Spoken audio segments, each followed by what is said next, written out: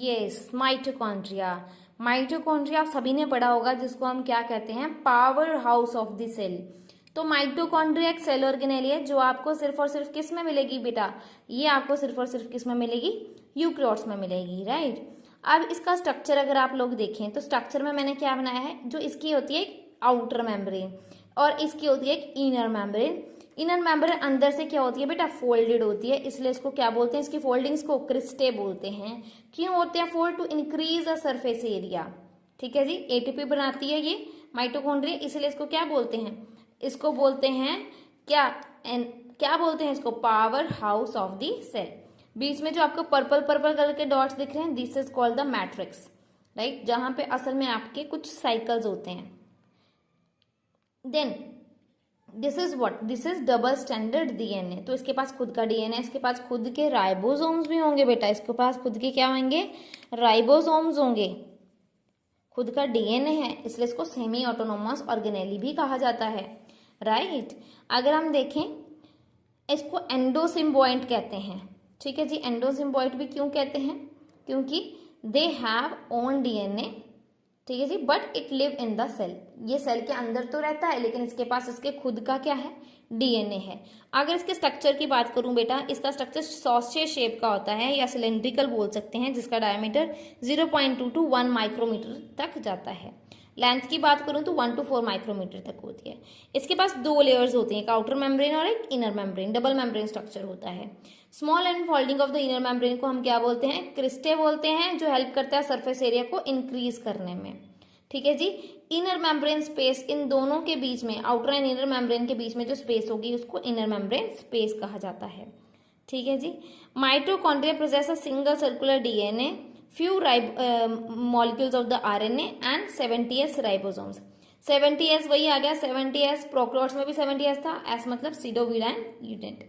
Then mitochondria are the site of ATP production, hence they are called as powerhouse of the cell। क्यों बोला जाता है power house of the cell, क्योंकि ये वो site है जहां पे ATP की प्रोडक्शन होनी है, right. It is a site of the aerobic respiration। Mitochondria divide by the binary fission।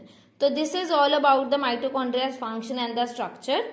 Plastid, plastid क्या होता है, मैं हमेशा से अपने बच्चों को याद करवाती हूँ, P for plant cell, P for plastid. Plants में प्लास्टिड होता है only in the plant cell and euglenoids, इनमें ही आपको प्लास्टिड देखने को मिलता है। हम में, ह्यूमंस में, यूकैरियोट्स में, अगर हम बोलें यूकैरियोट्स में सिर्फ प्लांट सेल में, यूग्लिनोइड्स में आपको प्लास्टिड मिलेगा, आपको एनिमल सेल में प्लास्टिड नहीं मिलेगा।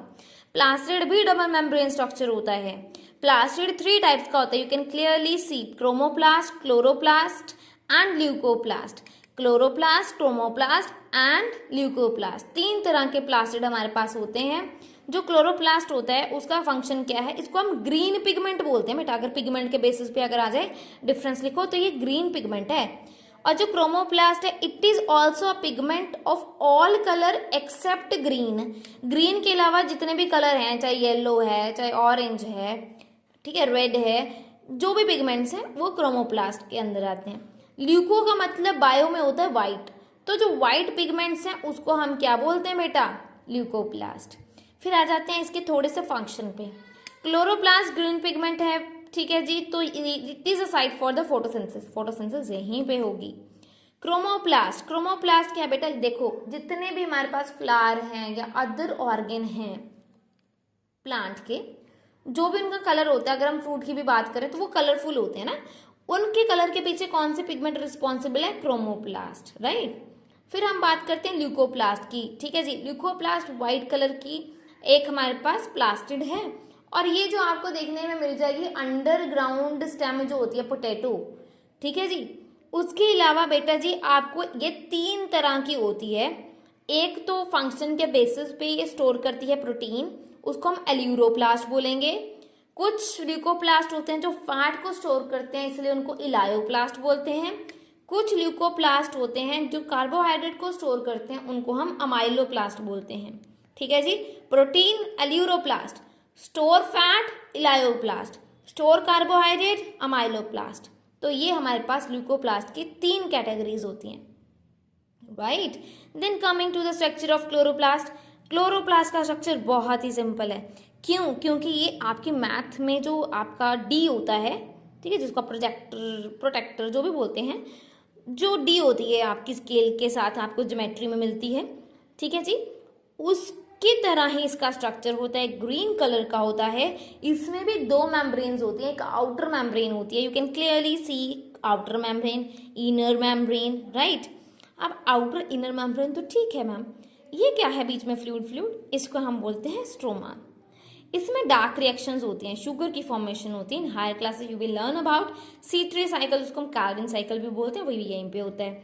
यहाँ पे इसके पास भी खुद का सर्कुलर DNA है, तभी इन दोनों को, चाहे क्लोरोप्लास्ट हो चाहे आपसे पूछ लिया जाए माइटोकॉन्ड्रिया, ये दोनों ऑर्गेनेलीज क्या हैं, सेमी ऑटोनोमस, बिकॉज ये सेल के अंदर रहते हुए भी इनके पास इनका खुद का इंडिपेंडेंट क्या है, इनके पास इनका खुद का इंडिपेंडेंट DNA है, सर्कुलर DNA है, जिसके कारण ये क्या कर सकती हैं, रेप्लिकेट कर सकते हैं, डुप्लीकेट कर सकती हैं।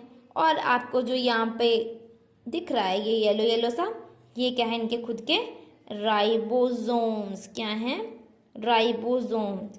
फिर बेटा यहाँ पे आते हैं, यहाँ की बात करें तो एक अगर क्वाइन जैसा स्ट्रक्चर है तो उसको थैलेकोइड बोलेंगे, और अगर एक स्टैक ऑफ ग्रेना है उसको हम ग्रेना बोलेंगे। स्टैक ऑफ थैलेकोइड है तो उसको हम ग्रेना बोलेंगे, अगर एक सिंगल है तो थैलेकोइड बोलेंगे। Is that clear? अगर सिंगल एक चीज को मैं पेंसिल से डार्क कर देती हूँ, इसको हम क्या बोलेंगे, थैलेकोइड। अगर थैलेकोइड का पूरा एक स्टैक है उसको हम क्या बोलेंगे, ग्रेना, ठीक है जी। और इन्हीं के अंदर क्या होती है, ATP के सिंथेसिस होती है।